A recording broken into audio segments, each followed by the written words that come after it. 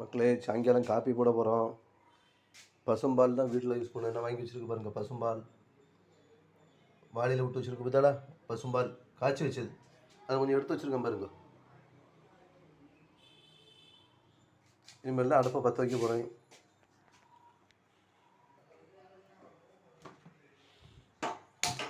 பற்ற வச்சாச்சு.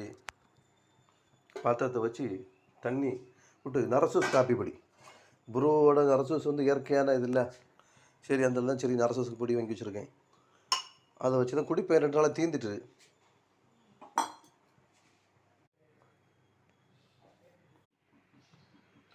நான் போடுறேன். கொதிச்சிட்ருக்கு. எடுத்து விட போகிறேன் பாரு மக்களே.